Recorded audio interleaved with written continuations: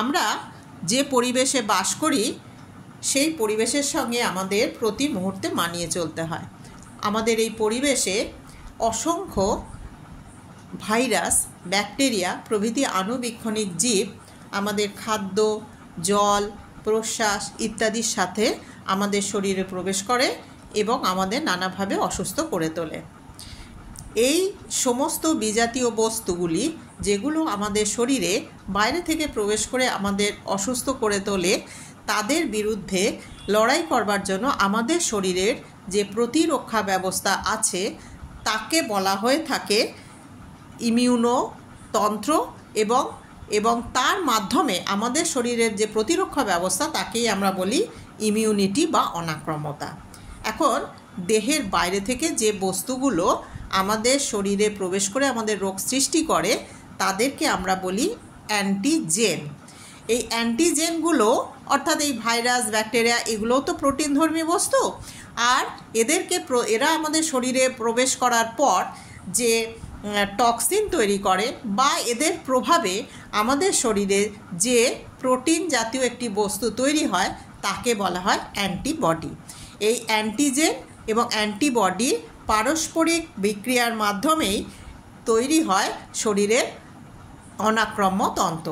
এবং বিজ্ঞানের যে বিভাগে এই অ্যান্টিজেন, অ্যান্টিবডি, অনাক্রম্যতা ইত্যাদি নিয়ে আলোচনা করা হয় তাকে বলা হয় অনাক্রম্য বিদ্যা, ইমিউনোলজি। এখন এই অনাক্রম্যতা তন্ত্রের সঙ্গে জড়িত বিভিন্ন কোষ, বিভিন্ন অঙ্গ এবং এই প্রক্রিয়া কীভাবে ঘটে সেই নিয়ে আমরা আলোচনা করব। নমস্কার বন্ধুরা, আজ আমার এই লিপিকথা চ্যানেলে আজকে আমাদের আলোচ্য বিষয় হলো অনাক্রম্যতা। এই যে আমাদের এই যে প্রতিদিন প্রতি মুহূর্তে আমরা বিভিন্নভাবে বিভিন্ন রোগ জীবাণুর দ্বারা আক্রান্ত হই এবং রোগগ্রস্ত হই, এর জন্য আমাদের শরীরের একটা নিজস্ব প্রতিরক্ষা ব্যবস্থা আছে। এখন আমরা ইমিউনিটি কথাটার সাথে অনেকেই পরিচিত। আমরা ইমিউনিটি বাড়ানোর জন্য নানাভাবে চেষ্টা করি, নানা খাদ্যর মাধ্যমে, বিভিন্ন ওষুধের মাধ্যমে, ভ্যাকসিনেশনের মাধ্যমে আমরা আমাদের ইমিউনিটি বাড়ানোর চেষ্টা করে থাকি। এখন আমাদের প্রথমেই জেনে নিতে হবে ইমিউনিটি কী, ইমিউনিটি কিভাবে হয় এবং আমাদের শরীরে এই ইমিউনিটি কিভাবে গড়ে ওঠে সেই সম্পর্কেই আমরা একটু আজকে আলোচনা করব। তো প্রথমেই বলি যে এই ইমিউনিটি এর সাথে জড়িত হয়ে রয়েছে আমাদের শরীরের একটি বিশেষ সংযোজী কলা, তার নাম হচ্ছে রক্ত। রক্ত হচ্ছে একটি তরল যোগকলা। তরল যোগকলা কেন বলা হয় না, এই যোগকলাটির মাধ্যম হচ্ছে জলীয়। তার কারণ হচ্ছে রক্তের যে মাধ্যম, রক্তের যে যার মধ্যে কোষগুলি অর্থাৎ লোহিত রক্তকণিকা, শ্বেত রক্তকণিকা, অনুচক্রিকা, তার যে মাধ্যম সেটা হচ্ছে জলীয় পদার্থ। ঠিক আছে, রক্ত রস যাকে বলা হয়, যার বেশিরভাগ অংশটাই হচ্ছে জল। এই জলীয় সংবহন কলা বা তরল হওয়ার জন্য এই কলাটি আমাদের শরীরের প্রত্যেকটা কোষে কোষে পৌঁছে যেতে পারে এবং সে প্রত্যেকটি স্থানে সে শুধু খাদ্য, অক্সিজেন পৌঁছে দেয় তা নয়, আমাদের সারা শরীরের প্রতিরক্ষার সঙ্গেও কিন্তু এ একেবারে অঙ্গাঙ্গিভাবে জড়িয়ে থাকতে পারে এই তরল হওয়ার কারণে। তো এর সাথে জড়িত যে কোষগুলি আছে, অনাক্রম্যতন্ত্রের সাথে জড়িত যে কোষগুলি আছে সেগুলো হলো, প্রথমেই আমরা যার কথা বলবো সেটা হচ্ছে লিম্ফোসাইট। লিম্ফোসাইট আবার দু রকমের হয়, টি লিম্ফোসাইট আর বি লিম্ফোসাইট।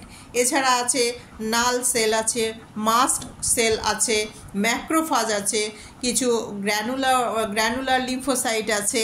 ঠিক আছে, এছাড়া আছে কিছু অঙ্গগুলোর মধ্যে আমরা বিভিন্ন গ্রন্থিকে পাই, লসিকা বাহ, লসিকা গ্ল্যান্ডগুলোকে পাই, আর হচ্ছে টনসিল, প্লিহা, এই সমস্তগুলো কিন্তু অনাক্রম্যতন্ত্রের সাথে জড়িয়ে আছে।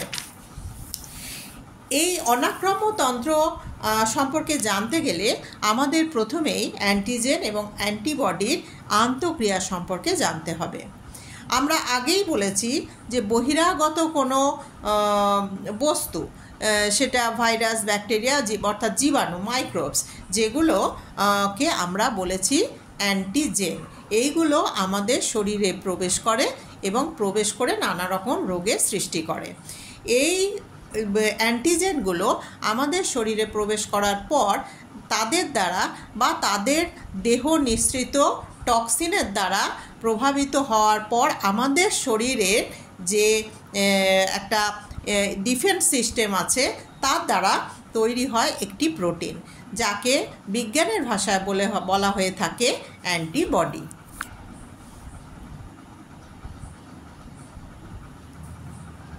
তাকে প্রতিরোধ করার জন্য আমাদের শরীরে যে প্রোটিন জাতীয় পদার্থটি তৈরি হয় তাকে বলা হয় অ্যান্টিবডি। এরপর ওই অ্যান্টিজেন এবং অ্যান্টিবডি সংযুক্ত হয়ে অ্যান্টিজেন অ্যান্টিবডি যৌগ গঠন করে। একে বলা হয় অ্যান্টিজেন অ্যান্টিবডি আন্তঃক্রিয়া। দেখুন, আমাদের এই যে শরীর, এই শরীরের একটা নিজস্ব প্রতিরক্ষা ব্যবস্থা আছে। এখন প্রশ্ন হতে পারে যে আমাদের শরীরে যদি প্রতিরক্ষা ব্যবস্থাই থাকে তাহলে আমরা আক্রান্ত হই কেন, রোগাক্রান্ত হই কেন? সে প্রশ্নের উত্তর হলো, আমাদের শরীরের যে প্রতিরক্ষা ব্যবস্থা আছে সে কিন্তু অহরহ এই বাইরের পরিবেশের এই বিজাতীয় বস্তু, যে ফরেন পার্টিকেলগুলো, যেগুলো প্রতিদিন অহরহ আমাদের নিঃশ্বাসের সাথে, খাদ্যের সাথে, আমাদের জলের সাথে, পানীয়ের সাথে প্রতি মুহূর্তে আমাদের শরীরে প্রবেশ করছে। আমরা কি প্রতি মুহূর্তে অসুস্থ হই, আক্রান্ত হই? তা কিন্তু হই না। আমরা আমাদের এই প্রতিরোধ ব্যবস্থা আমাদের সেই সমস্ত বিজাতীয় বস্তু বা ওই প্যাথোজেনের হাত থেকে কিন্তু আমাদের সব সময় রক্ষা করে চলেছে। এটা আমাদের একদম শরীরের একদম নিজস্ব একটা ডিফেন্স মেকানিজম। আমাদের দেশের চারপাশে যেমন সীমান্ত আছে, সেই সীমান্তে আছে কি না বর্ডার সিকিউরিটি ফোর্স। তারা বাইরে থেকে কোনো শত্রুর বহিঃপ্রবেশ আটকায়, প্রতিরোধ করে। আমাদের শরীরেও এই রকম একটা সুন্দর ডিফেন্স মেকানিজম আছে যাকে বলা হয় অনাক্রম্যতন্ত্র। তারা কিন্তু প্রতিদিন, প্রতি মুহূর্তে, অহরহ এই সমস্ত রোগ জীবাণুর বিরুদ্ধে লড়াই করে চলেছে এবং আমাদের বিভিন্ন রোগের আক্রমণ থেকে বাঁচাচ্ছে। এবার যখন এই লড়াইয়ে তাদের হার হয় বা পেরে ওঠে না কোনোভাবে শরীরের কোনো একটা অবস্থাতে, তখনই আমরা রোগাক্রান্ত হই। আমরা কিন্তু সবসময় রোগাক্রান্ত হই না। এবার এই যে অ্যান্টিজেন এবং অ্যান্টিবডির যে আন্তঃক্রিয়ার কথা বললাম, সেই আন্তঃক্রিয়াটা ঘটে কিভাবে? প্রথমে কি হয়? অ্যান্টিবডি গঠন হয়। কখন হয় না, যখন বাইরে কোনো ভাইরাস, ব্যাকটেরিয়া আমাদের শরীরে প্রবেশ করে, তাকে প্রতিরোধ করার জন্য আমাদের শরীরে যে প্রোটিন তৈরি হয় তাকে বলা হয় অ্যান্টিবডি। তাহলে অ্যান্টিবডি তৈরি হলো। তবে এটা মনে রেখে দিতে হবে, একটা অ্যান্টিবডি কিন্তু একটা নির্দিষ্ট অ্যান্টিজেনের প্রভাবেই হবে। মানে একটা নির্দিষ্ট অ্যান্টিজেনের প্রভাবে একটা নির্দিষ্ট অ্যান্টিবডি তৈরি হবে। 2 নম্বর হচ্ছে অ্যান্টিজেন অ্যান্টিবডি যৌগ গঠন। নির্দিষ্ট অ্যান্টিজেন শরীরে একটা প্রবেশ করার পর সে শরীরে একটা টক্সিন তৈরি করে, বিষক্রিয়া তৈরি করে। তার প্রভাবে একটা নির্দিষ্ট অ্যান্টিবডি তৈরি হয়। এরপর তারা এই অ্যান্টিজেন এবং অ্যান্টিবডি যখন কাছাকাছি আসে, তখন তারা অ্যান্টিজেন অ্যান্টিবডির যে আবদ্ধকারী অংশ, সেই অংশে যুক্ত হয় এবং অ্যান্টিজেন অ্যান্টিবডি যৌগ গঠন হয়ে যায়। এরপর অ্যান্টিজেন যে টক্সিনটা তৈরি করে শরীরের মধ্যে বিষক্রিয়া তৈরি করে, অ্যান্টিবডি তাকে নিষ্ক্রিয় করে। এবার এখানে প্রশ্ন হতে পারে যে অ্যান্টিবডি অ্যান্টিজেন কে কীভাবে নিষ্ক্রিয় করে? এটা 2টো পদ্ধতিতে হয়ে থাকে। একটার নাম হচ্ছে ফ্যাগোসাইটোসিস আর একটার নাম হচ্ছে ডায়াবেটোসিস। ফ্যাগোসাইটোসিস একটা সুন্দর প্রক্রিয়া। এই প্রক্রিয়ার মাধ্যমে আমাদের যে শ্বেত রক্তকণিকা আছে তার মধ্যে কেউ কেউ, যেমন হচ্ছে মনোসাইট, নিউট্রোফিল, এরা কী করে ওই ভাইরাস, ব্যাকটেরিয়াগুলোকে একদম গ্রাস করে নেয়। মানে এটা একটা অদ্ভুত পদ্ধতি। অ্যামিবার কথা আমরা জানি। অ্যামিবা তার নির্দিষ্ট কোনো আকৃতি নেই, একটা প্রোটোজোয়া পর্বভুক্ত একটা প্রাণী, একদম এককোষী একটা ছোট্ট প্রাণী, যেটা কি করে, তার নিজস্ব কোনো গমন অঙ্গ নেই। সে যখন যেদিকে যেতে চায় বা খাদ্যবস্তুর দিকেই যেতে চায় বা যে কারণেই যেদিকে যেতে চায় সেদিকে সে তার একটা পায়ের মতো অঙ্গ সৃষ্টি করে নেয়, যাকে বলা হয় সিউডোপোডিয়া। এবার তার কাজ হয়ে গেলে আবার সে সেটাকে আবার ভেতরে গুটিয়ে নেয়। প্রোটোপ্লাজমের সল জেল পরিবর্তন করে, স্ট্রাকচারে পরিবর্তন করে সে এই ক্ষণপথ সৃষ্টি করতে পারে। একে বলা হয়, যেহেতু এটা মানে অরিজিনাল পা নয়, তাকে বলা হয় নকল পা। সিউডো মানে হচ্ছে নকল, সিউডোপোডিয়া। এবং তার এই পদ্ধতিতে সে খাদ্য গ্রহণ করে এবং তার শরীর থেকে তার অপচিত অংশ তার বার করে দেয়। ফ্যাগোসাইটোসিস পদ্ধতিতে সে খাদ্য গ্রহণ করে থাকে। এই পদ্ধতিটাকে বলা হয় ফ্যাগোসাইটোসিস। এখন আমাদের শরীরের এই শ্বেত রক্তকণিকারও কিন্তু এই রকমের একটা প্রক্রিয়ার মাধ্যমে, এই ফ্যাগোসাইটোসিস পদ্ধতির মাধ্যমেই সে কিন্তু আমাদের শরীরে যে সমস্ত বিজাতীয় বস্তু বা ওই ভাইরাস ব্যাকটেরিয়াগুলো প্রবেশ করে তাদেরকে একদম গ্রাস করে ফেলে এবং তার শরীরে তার ভেতরের থেকে এনজাইম নিঃসরণ হয় এবং সে ভাইরাস ব্যাকটেরিয়াগুলোকে ধ্বংস করে ফেলে। এইভাবে সে সারা দিন অতন্ত্র প্রহরীর মতো কিন্তু এই ফ্যাগোসাইটোসিস পদ্ধতিতে জীবাণু ধ্বংস করে ফেলে। আর একটা পদ্ধতির কথা বললাম, সেটা হচ্ছে ডায়াপেডোসিস। সেখানে কি হয়, কোনো স্থান যদি জীবাণু দ্বারা আক্রান্ত হয়, তখন কি হয়, সেই স্থানের শ্বেতকণিকাগুলো, বিশেষ করে মনোসাইট, লিম্ফোসাইট, এই সমস্ত শ্বেতকণিকাগুলো রক্তবাহের প্রাচীর ভেদ করে সেই আক্রান্ত স্থানে পৌঁছে যায় এবং জীবাণুগুলোকে ঘিরে ফেলে এবং ধ্বংস করে ফেলে।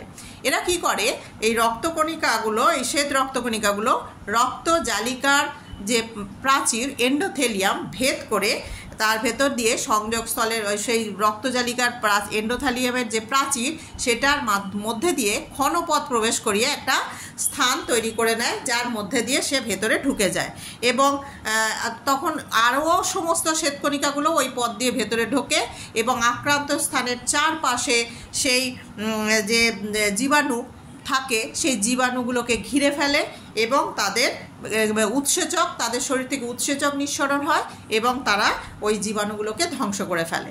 তাহলে দেখলেন তো কি সুন্দর একটা পদ্ধতির মাধ্যমে আমাদের শরীরের যে ক্ষত স্থান, বিভিন্ন ধরনের যে সংক্রমণ, তারপরে যে রোগের আক্রমণ প্রতিহত করে থাকে আমাদের শরীরের এই ডিফেন্স মেকানিজমটা। তো এইভাবে কিন্তু আমাদের শরীরে অনাক্রম্যতা তৈরি হয়। তাহলে অনাক্রম্যতা কি হলো না, রোগ সৃষ্টিকারী জীবাণু, ভাইরাস ইত্যাদির বিরুদ্ধে দেহের যে প্রতিরক্ষা ব্যবস্থা গড়ে ওঠে তাকেই বলা হয় অনাক্রম্যতা। এখন এই যে অনাক্রম্যতা আবার দু রকমের হয়, সহজাত অনাক্রম্যতা আর অর্জিত অনাক্রম্যতা। সহজাত অনাক্রম্যতা কি? সহজাত অনাক্রম্যতা হচ্ছে যে অনাক্রম্যতা আমাদের জন্মগত, আমরা জন্মগ্রহণের পর থেকেই আমাদের শরীরের বিভিন্ন পরিস্থিতির মোকাবিলা করার জন্য আমাদের শরীরে কিন্তু এই অনাক্রম্যতা তৈরি হয়, সেটাকে আমরা জন্মগত বলবো। আর অর্জিত কি? অর্জিতটা জন্মগত না, এটা আমাদের দেহে বিভিন্ন রোগ জীবাণু প্রবেশের ফলে সৃষ্টি হয়। যেমন ধরুন, কেউ যদি স্মল পক্সের দ্বারা আক্রান্ত হয়, দেখবেন তার পরবর্তীকালে কিন্তু আর স্মল পক্স হয় না। অর্থাৎ স্মল পক্সের জীবাণু প্রবেশের পর আমাদের শরীরে একটা স্মল পক্সের জীবাণুর এগেনস্টে একটা অ্যান্টিবডি তৈরি হয় এবং সে কিন্তু আমাদের শরীরে ওই মেমোরি সেল থাকে তার, সে কিন্তু ওই অ্যান্টিবডিটা তৈরি হয়ে থাকে এবং পরবর্তীকালে যদি কোনোভাবে স্মল পক্সের জীবাণু আমাদের শরীরে প্রবেশ করে, তাকে সে আমাদের শরীরে আর আক্রান্ত হতে দেয় না, বা হলেও সেটি কিন্তু খুব মারাত্মকভাবে হয় না। এটা একটি অর্জিত অনাক্রম্যতার উদাহরণ। এটাও আবার দুরকম হতে পারে, তার অনেক প্রসেস আছে, যেমন কোষ ভিত্তিক একটা হয়, রস ভিত্তিক একটা হয় ইত্যাদি। এবার আমরা আরেকটি জিনিস নিয়ে একটু আলোচনা করে নেব, যেটা আমাদের জীবনের সাথে জড়িয়ে গেছে এখন, সেটা হচ্ছে ইমিউনাইজেশন। ইমিউনাইজেশন কি? ইমিউনাইজেশন হচ্ছে আমরা আমাদের বাচ্চারা জন্মানোর পর দেখবেন আমরা বিভিন্নভাবে তাদের শরীরের প্রতিরোধ ব্যবস্থা, রোগ প্রতিরোধ ব্যবস্থা গড়ে তোলার জন্য তাদেরকে বিভিন্নভাবে ভ্যাকসিনেশন বা টিকাকরণ করে থাকি। এবং কেন করে থাকি না, তাদের শরীরে বিভিন্ন রোগের বিরুদ্ধে কিছু রোগ প্রতিরোধ সৃষ্টি হয়। সেই পদ্ধতিটাকেই বলা হচ্ছে ইমিউনাইজেশন। এটাও সক্রিয়ভাবে হতে পারে, পরোক্ষভাবেও হতে পারে। আচ্ছা, এই যে ইমিউনাইজেশন করতে গেলে আমরা যে পদ্ধতিটা করি সেটা হচ্ছে কি, টিকাকরণ করে থাকি। টিকাকরণ কি না, এই অনাক্রম্যতা অর্জনের জন্য দেহের মধ্যে টিকা বা ভ্যাকসিন দেওয়ার পদ্ধতিকে টিকাকরণ বলা হয়। ডক্টর এডওয়ার্ড জেনার সর্বপ্রথম বসন্ত রোগের প্রতিরোধ ব্যবস্থা খুঁজতে গিয়ে গবেষণার মাধ্যমে তিনি দেখেছিলেন যে বসন্ত রোগের ভ্যাকসিন, বসন্ত রোগের জীবাণু যদি অল্প মাত্রায় শরীরে প্রবেশ করিয়ে দেওয়া যায় তাহলে সেটি শরীরের মধ্যে একটি প্রতিরোধ ব্যবস্থা তৈরি করে, যেটি পরবর্তীকালে ওই রোগটিকে মারাত্মকভাবে হতে বাধা দান করে। তো তখন থেকেই কিন্তু ভ্যাকসিন দেওয়ার পদ্ধতি চালু হয়েছে। বর্তমানে এই পদ্ধতির অনেক আধুনিকীকরণ ঘটেছে। আর এই সমস্ত রোগ প্রতিরোধের উদ্দেশ্যে যখন কোনো রোগ জীবাণু নিঃসৃত কোনো বস্তু শরীরে প্রবেশ করানো হয় এবং যেটার ওই রোগের বিরুদ্ধে একটা প্রতিরোধ ব্যবস্থা গড়ে তোলে, তাকে বলা হয় টিকাকরণ। এছাড়া আরেকটা কথা আমি এই প্রসঙ্গে একটু বলে দিই যে বাচ্চাদের দেখবেন আমরা বুস্টার ডোজ দিই। টিকাকরণের একটা পদ্ধতির মধ্যে পড়ছে বুস্টার ডোজ। এটা কি না, দেহে অধিক মাত্রায় অ্যান্টিবডি সৃষ্টি করার জন্য এবং অনাক্রম্যতা তৈরির জন্য প্রাথমিকভাবে ভ্যাকসিন দেওয়া হয়। তারপর নির্দিষ্ট সময় অন্তর বা নির্দিষ্ট সময়ের ব্যবধানে ভ্যাকসিন প্রয়োগ করা হয়, তাকে বলা হয় বুস্টার ডোজ। এরকম কয়েকটি বুস্টার ডোজ হচ্ছে ডিপিটিতে 3টে রোগের ভ্যাকসিন প্রয়োগ করা হয়: ডিপথেরিয়া, পার্টুসিস বা হুপিং কাপ যেটা, এবং টিটেনাস। তারপর হচ্ছে বিসিজি হচ্ছে ব্যাসিলাস ক্যালামিটি, আর হচ্ছে tetanus. OPV, oral pulse polio virus, এটা আবার খাওয়ানো হয়। এটা কোনো মানে ইনজেকশন বা টিকার মাধ্যমে দেওয়া হয় না, এটাকে মুখে খাইয়ে দেওয়া হয়। এবং আপনারা দেখবেন নিশ্চয়ই এই টিকাকরণের মাধ্যমে আমরা বর্তমানে বিভিন্ন রোগকে অনেকটাই নিয়ন্ত্রণ করতে পেরেছি। যেমন হচ্ছে পালস পোলিও টিকাকরণের মাধ্যমে পোলিও রোগকে দূর করা সম্ভব হয়েছে।